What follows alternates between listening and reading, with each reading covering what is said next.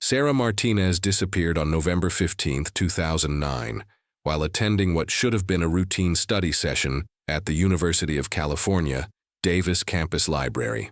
According to campus security records, she was last seen entering the building at 7:30 p.m. with 4 other students who would also vanish that same evening. The group had planned to work on their final projects for the fall semester, according to text messages recovered from their dormitory rooms. The 5 students who disappeared that night represented a cross-section of the university community. Sarah Martinez, 20, was a junior majoring in environmental science from Fresno. Her roommate told investigators that Sarah had been excited about her upcoming internship with the California Department of Fish and Wildlife. Marcus Thompson, 19, was a sophomore studying computer science who had transferred from Sacramento City College the previous year. His academic advisor described him as a dedicated student who often helped other students with programming assignments. Jennifer Walsh, 21, was a senior in the communications program who worked part-time at the campus radio station. Station manager Rebecca Klein told police that Jennifer had requested time off from her Thursday evening show to focus on studying for finals. David Park, 18, was a freshman engineering major whose parents had driven up from Los Angeles just 2 weeks prior for family weekend. According to his dormitory resident advisor, David was adjusting well to college life and had made several close friends. The 5th member of the group was Amanda Foster, 20, a psychology major who had been considering graduate school applications. The group had formed during a shared statistics course in the spring of 2009, according to their professor, Dr. Michael Rodriguez. He later told investigators that the 5 students often sat together and frequently collaborated on assignments. What started as a study partnership had evolved into a close friendship that extended beyond academics. According to various witnesses, they were regularly seen together at campus events, the dining hall, and the recreation center. On the day they disappeared, each student had followed their normal routine. Sarah Martinez attended her morning environmental chemistry lab, where her lab partner noted nothing unusual about her behavior. She ate lunch at the dormitory cafeteria with her roommate Kelly Stevens, who told police that Sarah seemed focused on her upcoming finals, but was not stressed beyond the typical level for that time of year. Stevens recalled that Sarah mentioned meeting the group at the library that evening to work on individual projects while keeping each other company. Marcus Thompson had spent the afternoon at the computer lab in the engineering building. According to the lab supervisor who knew him by sight, his browsing history, later examined by investigators, showed he had been researching job opportunities in the tech industry and had printed out several application forms. His dormitory neighbor reported hearing Marcus on a phone call with his parents around 5 p.m., discussing his plans for Thanksgiving break. Jennifer Walsh had completed her shift at the campus bookstore that afternoon, where she worked 3 days a week to help pay for her education. Her supervisor, Linda Chang, told police that Jennifer had seemed excited about an upcoming interview for a communications internship in San Francisco. Jennifer had mentioned to Chang that she planned to spend the evening preparing for that interview while studying with friends. David Park had attended his engineering design course that afternoon, where he had presented a project on sustainable building materials. His professor noted that David had seemed enthusiastic about the subject and had stayed after class to ask additional questions about the material. His suite mates in the dormitory told investigators that David had been looking forward to going home for Thanksgiving and had been counting down the days. Amanda Foster had spent the day working on her psychology research project. According to her faculty advisor, Dr. Patricia Williams, Foster had met with Williams that afternoon to discuss her findings and had expressed satisfaction with her progress. Williams described Foster as a conscientious student who was genuinely interested in pursuing graduate studies in clinical psychology. The 5 students had exchanged text messages throughout the day to confirm their evening study session. Phone records later obtained by investigators showed the last message was sent by Jennifer Walsh at 6:45 p.m., asking if anyone needed her to bring extra notebooks from the bookstore. Sarah Martinez had responded 15 minutes later, confirming she would bring her laptop charger for anyone who needed it. Security footage from the library entrance showed all 5 students arriving within a 20-minute window between 7:30 and 7:50 p.m. They appeared relaxed and were carrying backpacks and study materials. The footage showed them entering together after Sarah Martinez used her student ID card to access the building.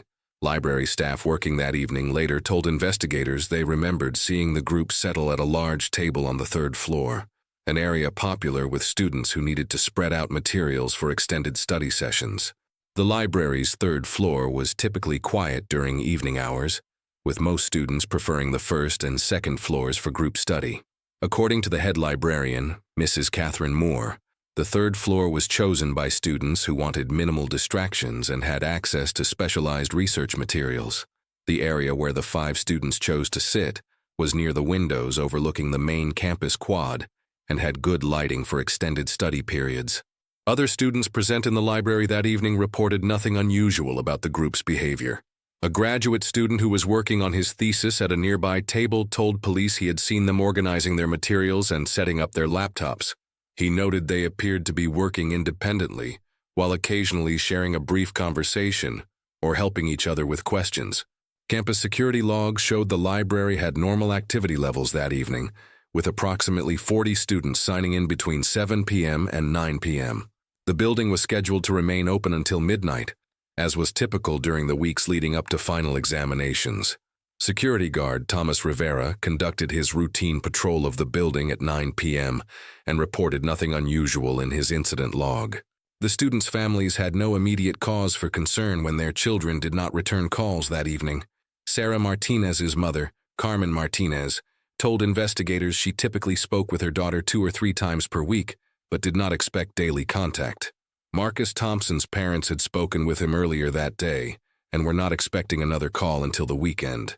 Jennifer Walsh's father said his daughter often spent long hours at the library during finals period, and it was normal for her not to check in daily. David Park's parents had established a routine of Sunday evening phone calls, so they were not concerned about not hearing from him on a Thursday. Amanda Foster's family lived in Oregon, and according to her mother, Amanda typically called home on weekends but was independent about managing her daily schedule during the school week. The students had established themselves as reliable and responsible individuals within the university community. Sarah Martinez served as a volunteer for the Campus Environmental Club and had never missed a scheduled activity without notification.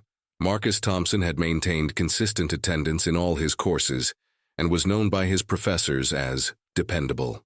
Jennifer Walsh had a perfect attendance record at her campus radio station job and had only called in absent once due to illness during her 2 years of employment.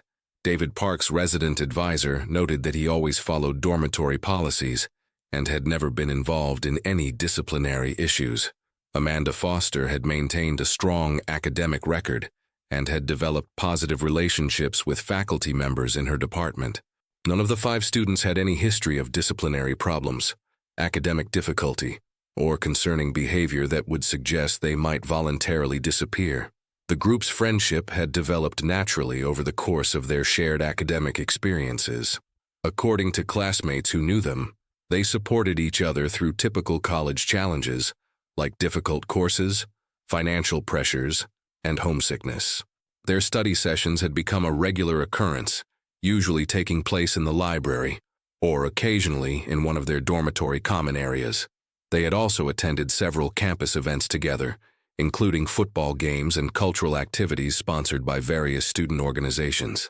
As November 15th turned into November 16th, the 5 students remained focused on their studies, unaware that this would be the last evening they would spend together. The library's security cameras captured their images at 7:50 p.m. as they settled into their study routine, backpacks organized, laptops open, notebooks ready. Within hours, their absence would launch one of the most extensive missing person investigations in the university's history.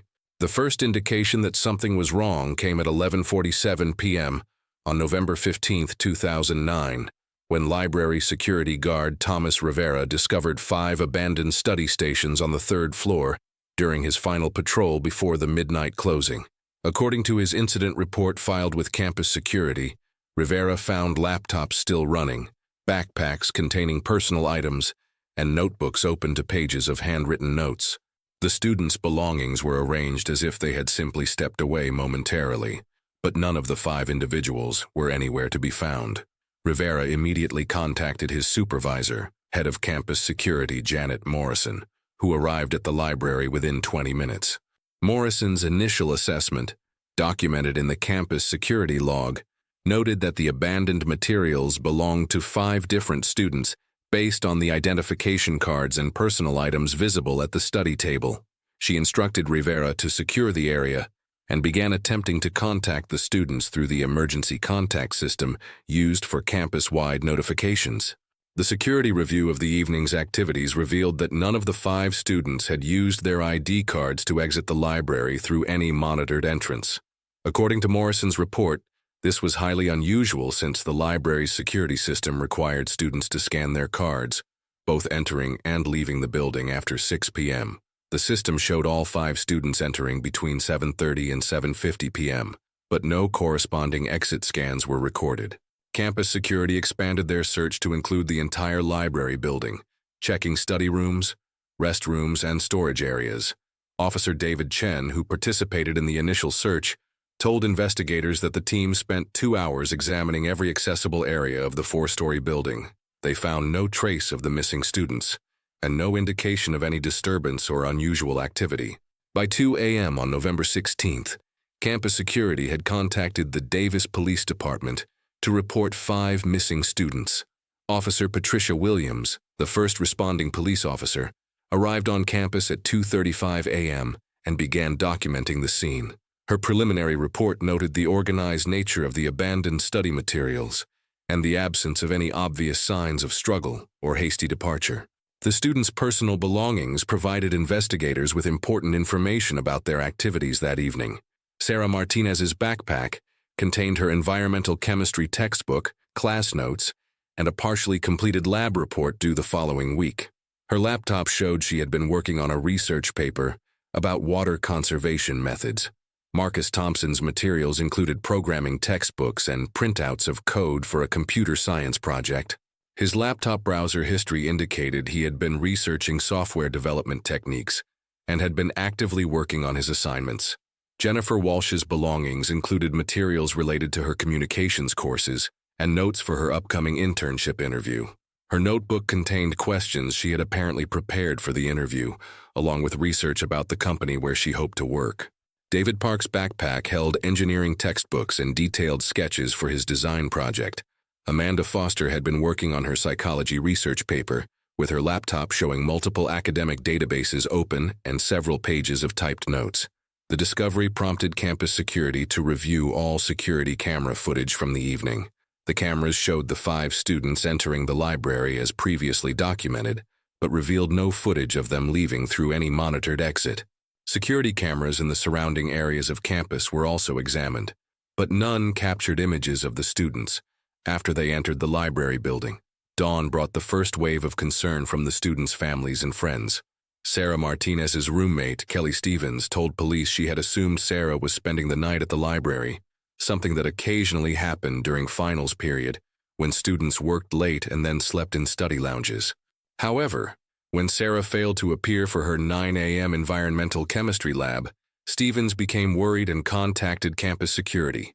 Marcus Thompson's suite mate, Robert Kim, reported that Marcus had not returned to his dormitory room, which was unusual since Marcus typically followed a consistent schedule and always returned by midnight on weeknights. Kim told investigators that Marcus had left their shared room around 7 p.m., carrying his usual study materials, and had mentioned he would be working with his study group. The students' professors were contacted as investigators attempted to establish their recent academic and personal circumstances. Dr. Michael Rodriguez, who taught the statistics course where the group had originally met, told police that all 5 students had been performing well academically and had shown no signs of distress or unusual behavior. He described them as dedicated students who took their coursework seriously. Jennifer Walsh's supervisor at the campus bookstore, Linda Chang, contacted police after Jennifer failed to report for her scheduled Thursday afternoon shift. Chang told investigators that Jennifer had never missed work without calling in advance and had seemed excited about her upcoming interview when they last spoke. She described Jennifer as reliable and responsible, making her absence particularly concerning. By Thursday afternoon, the Davis Police Department had established a formal missing persons investigation. Detective Robert Martinez, assigned as the lead investigator, began conducting interviews with the students' friends, family members, and professors. His initial assessment suggested that the disappearance was not voluntary, given the abandoned personal belongings and the students' established patterns of responsible behavior. The students' families were notified throughout Thursday morning. Sarah Martinez's parents, Carmen and Luis Martinez, drove to Davis from Fresno immediately upon receiving the call from police. Carmen Martinez told investigators that Sarah had spoken with them 3 days earlier and had seemed happy and focused on her studies. She said Sarah had been looking forward to coming home for Thanksgiving and had made specific plans with family members.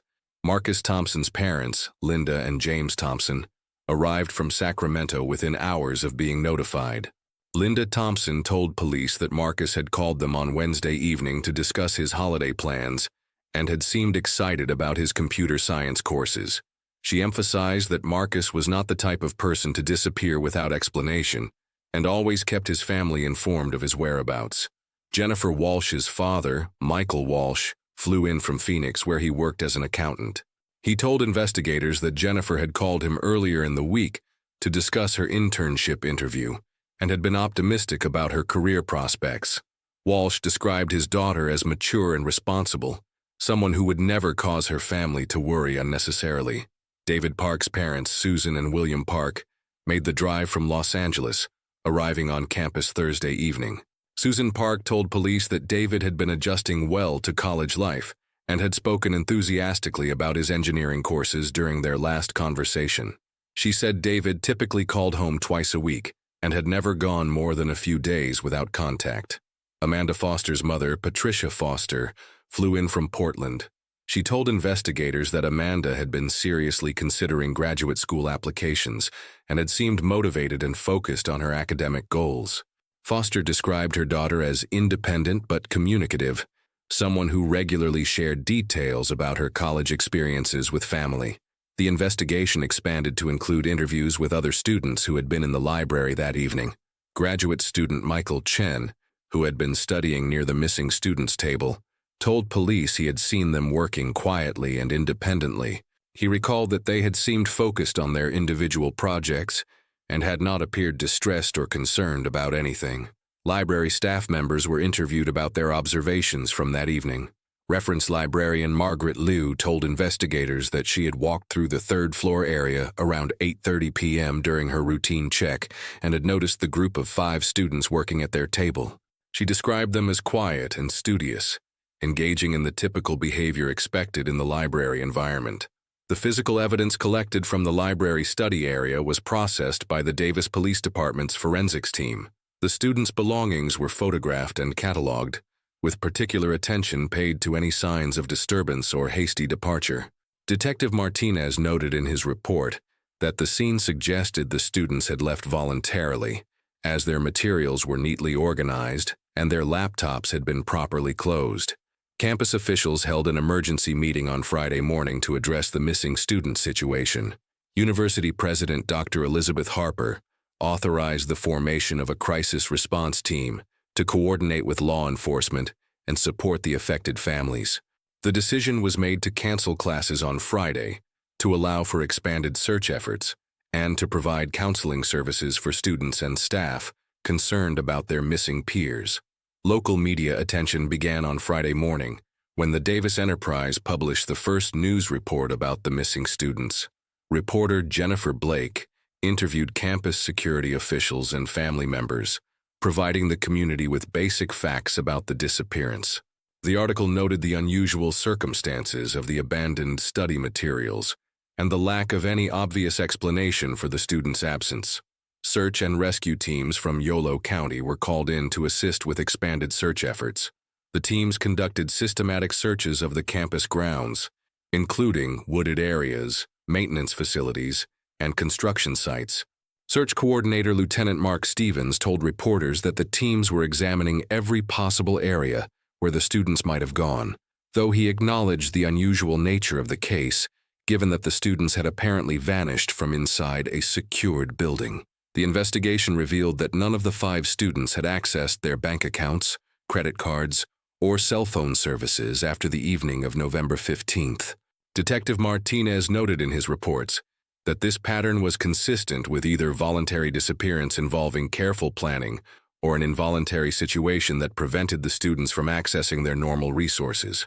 Friends and classmates of the missing students organized volunteer search efforts throughout the weekend. Student body president Rachel Kim coordinated groups of volunteers who distributed flyers with photographs and descriptions of the 5 missing individuals.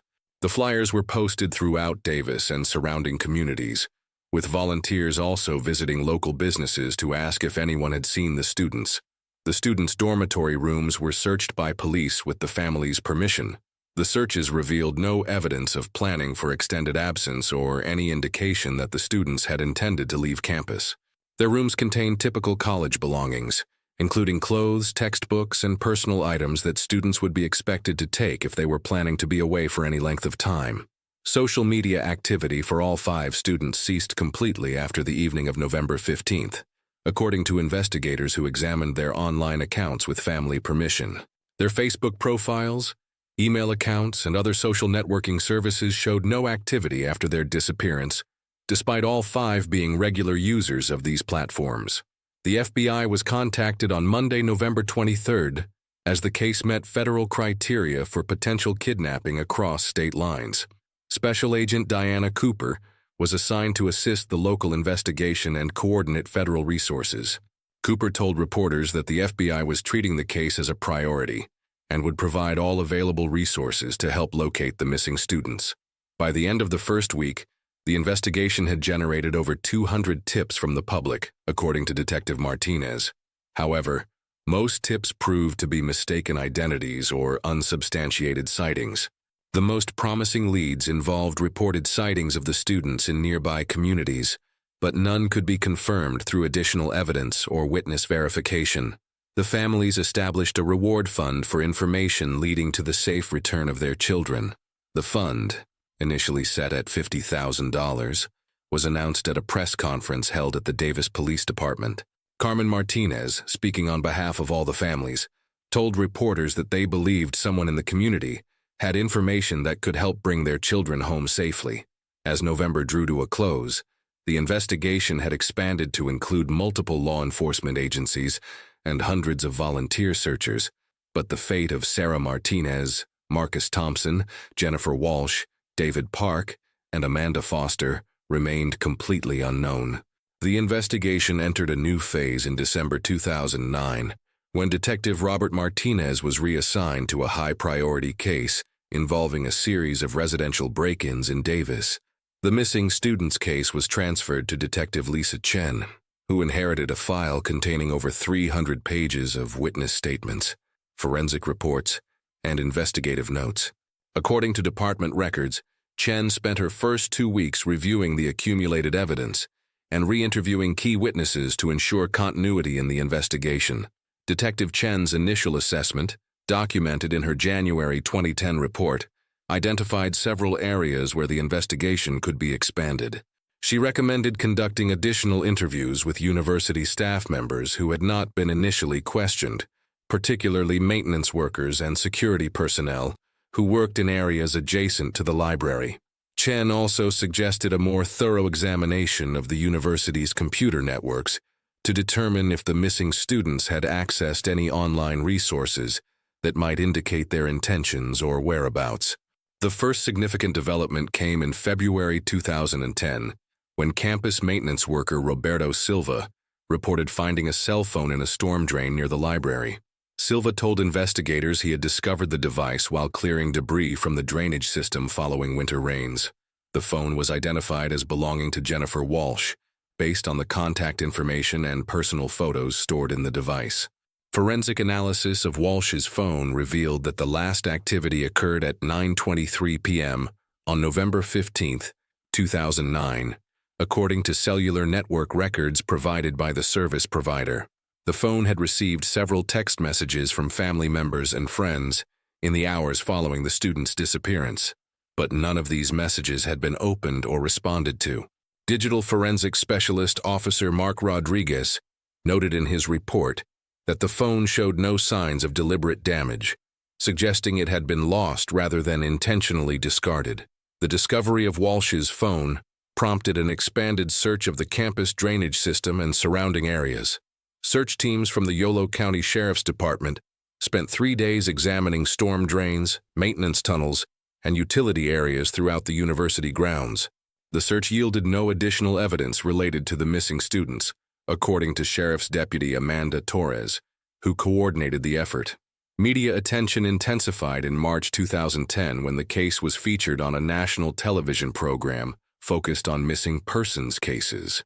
The broadcast included interviews with the students' family members and Detective Chen, who appealed for anyone with information to contact law enforcement.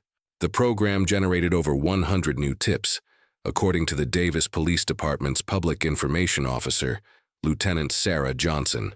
However, Detective Chen noted in her quarterly report that most of the new tips were either geographically distant sightings that could not be verified, or suggestions based on speculation, rather than actual observations.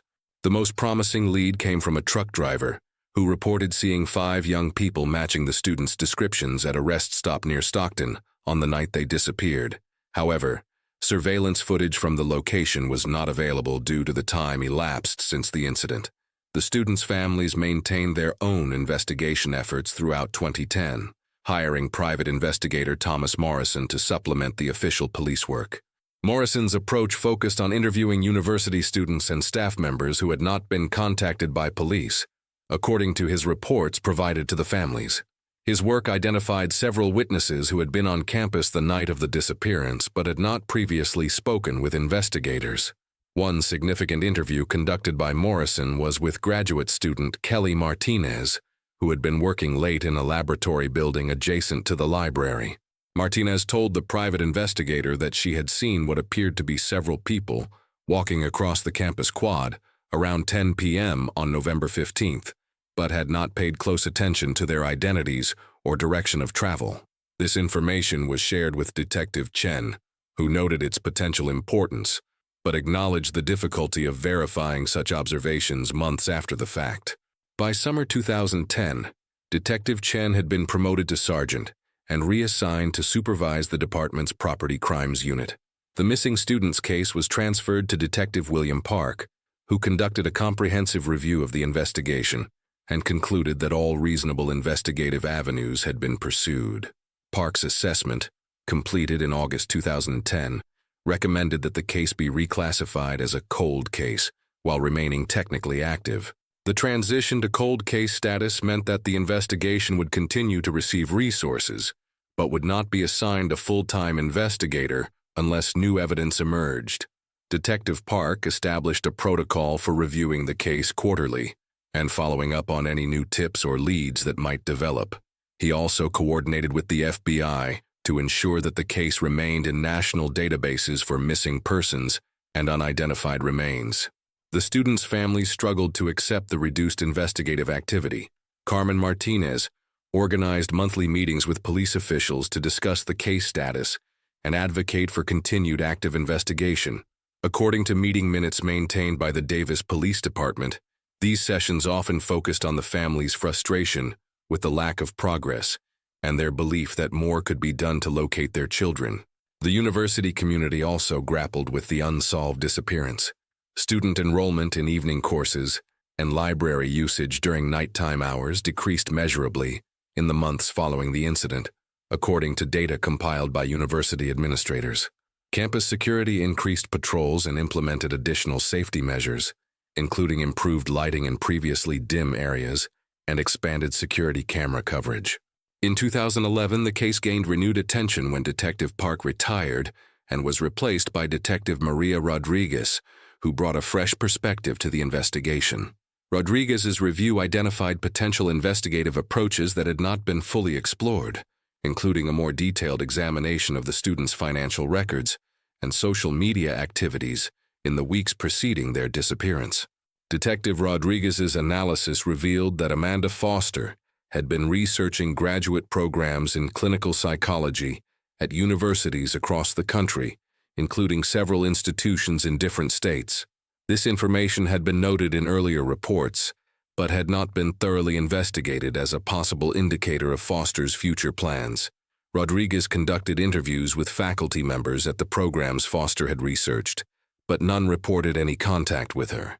The investigation also expanded to include a more thorough examination of the university's academic and social environment during fall 2009. Rodriguez interviewed professors, administrators, and student organization leaders to develop a better understanding of the campus atmosphere and any potential conflicts or stressors that might have affected the missing students. Dr. Patricia Williams, Amanda Foster's faculty advisor, provided Rodriguez with detailed information about Foster's academic performance and career goals.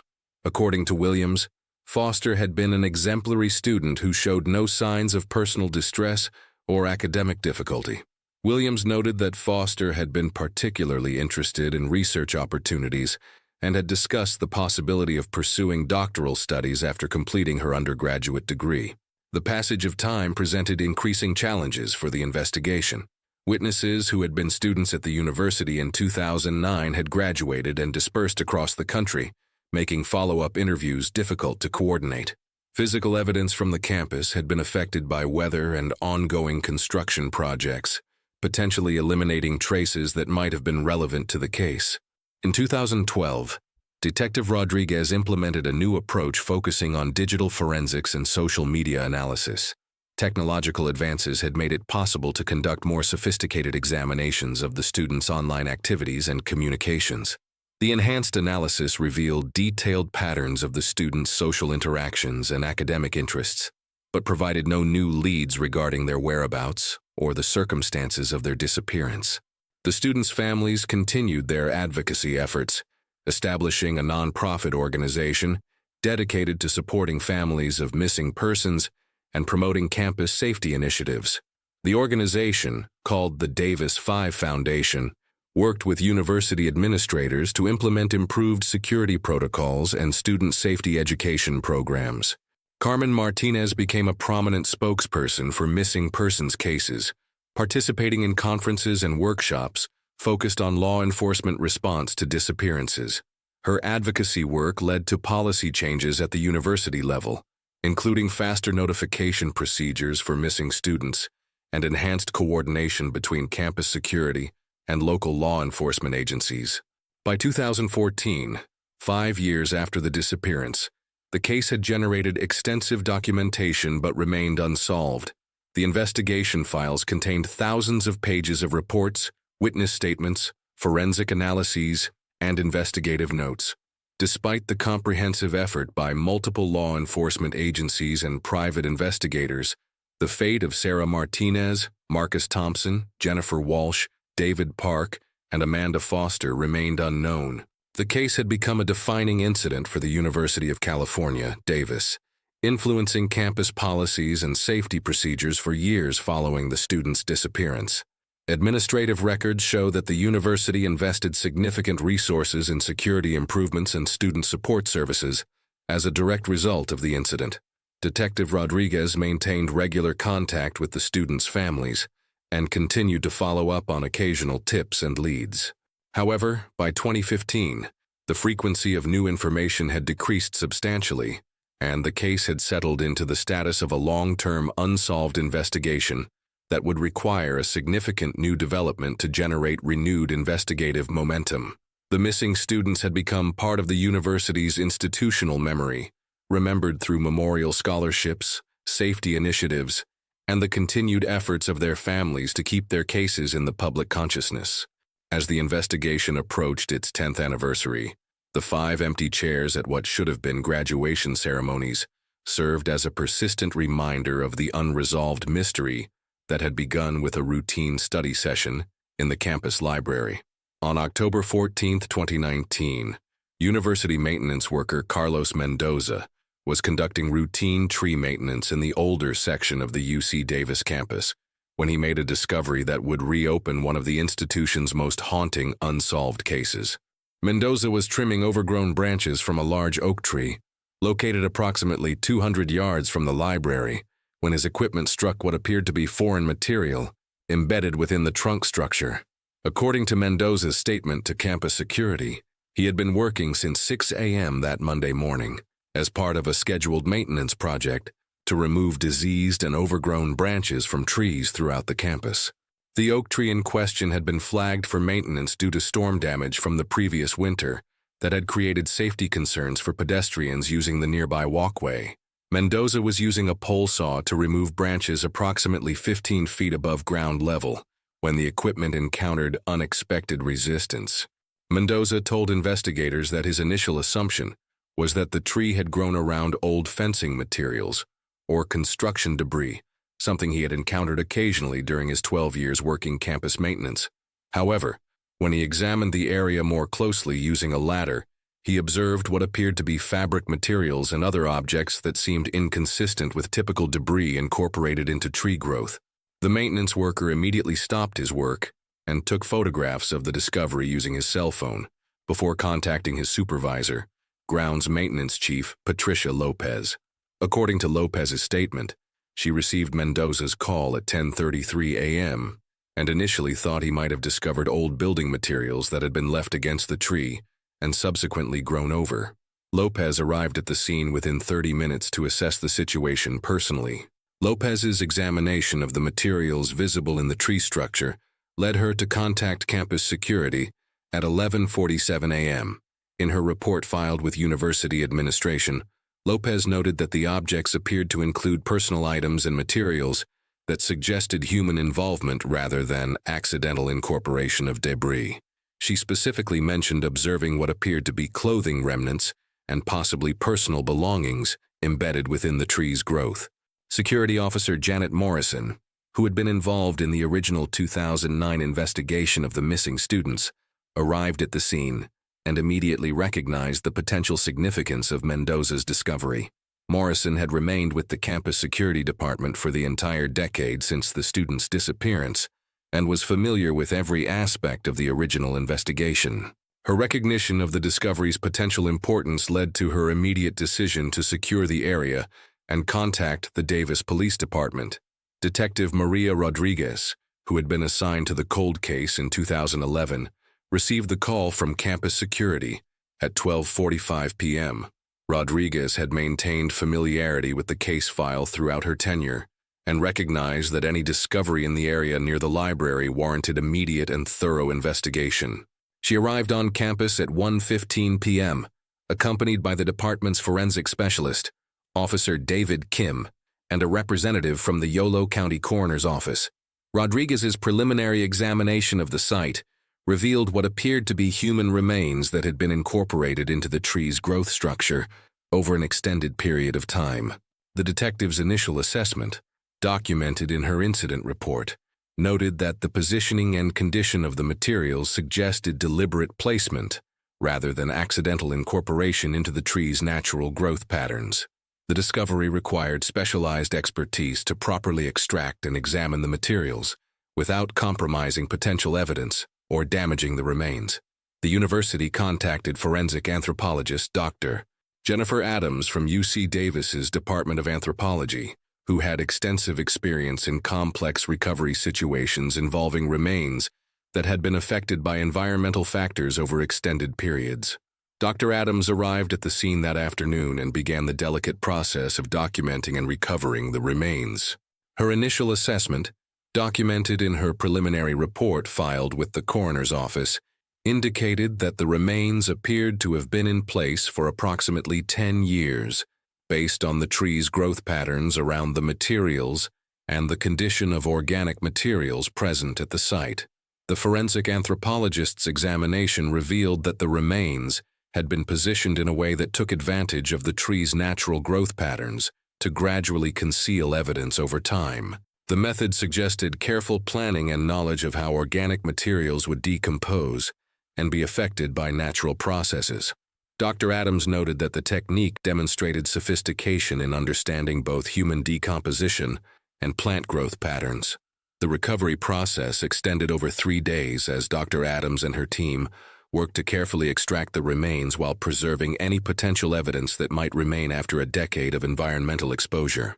The work was conducted with minimal publicity to protect the integrity of the investigation and respect the families who might be affected by the discovery. Campus officials established a security perimeter around the site to prevent interference with the recovery operation and to maintain the dignity of the recovery process. The investigation team included specialists from multiple disciplines to ensure comprehensive examination of the site and evidence. Forensic botanist Dr. Michael Wong assisted in analyzing the tree's growth patterns to determine the timeline of when materials had been placed within the tree structure. Soil analysis specialist Dr. Lisa Chen examined the ground around the tree to identify any traces of disturbance or foreign materials that might provide additional evidence. On October 17th, the coroner's office confirmed that the remains belonged to 5 individuals. The confirmation process involved multiple identification methods to ensure accuracy, given the condition of the remains after 10 years of environmental exposure. Dental records comparison, conducted by forensic odontologist Dr. Michael Chen, provided the primary means of identification for the recovered remains. Dr. Chen's analysis involved comparing the dental remains recovered from the tree with dental records obtained from the students' families and their dental care providers. The comparison process required several days to complete due to the condition of the remains and the need to ensure absolute accuracy in the identification process. The forensic odontologist's report confirmed matches for all 5 missing students: Sarah Martinez, Marcus Thompson, Jennifer Walsh, David Park, and Amanda Foster. DNA analysis conducted by the State Crime Laboratory provided additional confirmation of the identities. The laboratory was able to extract sufficient genetic material from the remains to compare with DNA samples provided by family members. The results, completed in November 2019, provided conclusive scientific confirmation of the identifications made through dental records. Detective Rodriguez immediately contacted the families to inform them of the discovery before the information became public. The notification process was conducted in person, with family liaison officers present to provide support during the difficult conversations. Carmen Martinez, Sarah's mother, was the first family member contacted, receiving the news at her Fresno home on the afternoon of October 17th. According to statements provided by family members to local media, the confirmation was simultaneously devastating and relieving. Marcus Thompson's father, James Thompson, told reporters that while learning of his son's death was heartbreaking, finally knowing what had happened ended years of uncertainty and false hope that had made grieving impossible. The medical examiner's office conducted comprehensive forensic examinations to determine the cause and manner of death for all 5 students. Chief Medical Examiner Dr.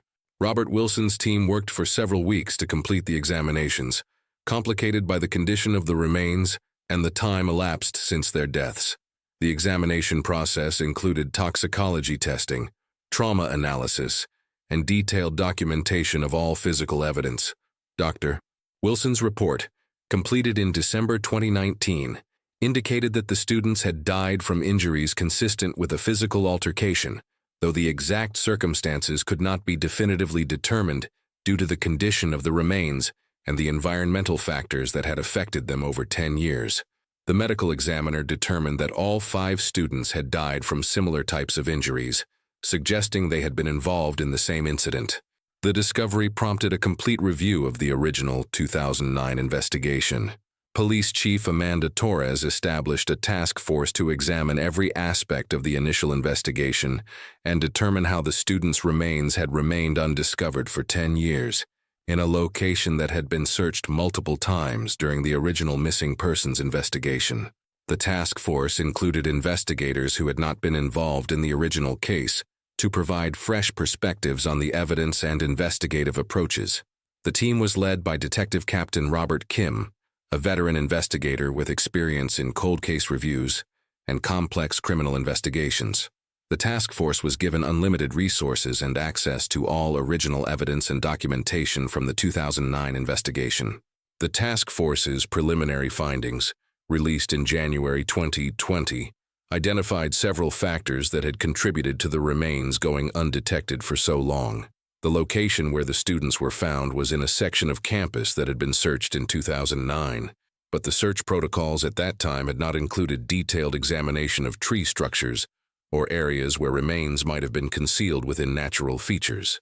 The review revealed that the search methodology used in 2009 had focused on areas where bodies might have been buried or concealed in buildings, but had not considered the possibility that remains might have been hidden in ways that would allow natural processes to gradually obscure evidence over time. The original search teams had examined the general area around the tree, but had not investigated the tree structure itself. Forensic analysis of the scene revealed that the remains had been carefully positioned and then concealed in a way that allowed the tree's natural growth to gradually incorporate and hide the evidence.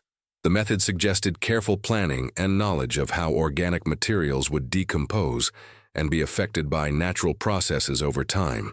The technique also demonstrated familiarity with the campus environment and the specific characteristics of the oak tree used to conceal the evidence.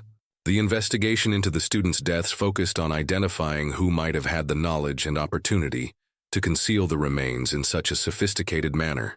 Detective Rodriguez worked with federal investigators to examine the backgrounds of individuals who had been on campus in 2009 and possessed relevant expertise in areas such as forestry, landscaping, environmental sciences, or similar fields that would provide knowledge of plant growth and decomposition processes. University records from 2009 were comprehensively reviewed to identify staff members, students, contractors, or visitors who had access to the area where the remains were discovered and who possessed knowledge that might have enabled them to conceal evidence so effectively. The investigation examined employment records, student enrollment data, contractor logs, and visitor registration information to develop a comprehensive database of individuals who warranted further investigation. The reopened investigation also benefited from technological advances that had not been available in 2009. Enhanced DNA analysis techniques allowed investigators to examine trace evidence that had been preserved within the tree structure and on materials recovered with the remains. Digital forensics capabilities had also improved significantly, enabling more thorough analysis of electronic communications, social media activities, and digital records from the time period surrounding the student's disappearance. In March 2020, investigators identified a person of interest based on the convergence of several investigative factors. The individual had been employed by the university's grounds maintenance department in 2009 and possessed specialized knowledge of campus landscaping, tree management, and plant growth patterns. The person also had access to tools and equipment that could have been used in the process of concealing the evidence. However, the investigation was significantly complicated by the fact that the primary person of interest, maintenance supervisor Richard Crawford, had died in 2016 from natural causes. Crawford's death prevented direct questioning about his potential involvement in the case and eliminated the possibility of obtaining confessions or additional information that might have resolved remaining questions about the circumstances of the students' deaths. The investigation team conducted extensive interviews with Crawford's former co-workers, family members, and associates to develop a comprehensive understanding of his background, behavior patterns, and potential motivations.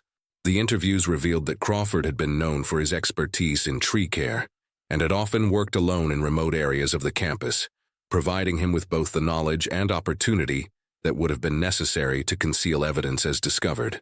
Personnel records showed that Crawford had been working on campus the night the students disappeared and had access to tools and equipment that could have been used in overpowering multiple individuals and subsequently concealing evidence. His work schedule and responsibilities placed him in the area of the library during the time frame when the students were last seen alive. Background investigation into Crawford's personal history revealed previous criminal convictions for assault and domestic violence, indicating a pattern of violent behavior that could have escalated to the level of violence suggested by the students' deaths. Crawford had also been involved in several workplace disputes during his tenure at the university, including conflicts with supervisors and complaints about his interactions with students and other staff members. The families of the 5 students filed wrongful death lawsuits against the university in April 2020, alleging that inadequate security measures, negligent hiring practices, and deficient investigation procedures had contributed to their children's deaths and the failure to recover their remains for 10 years.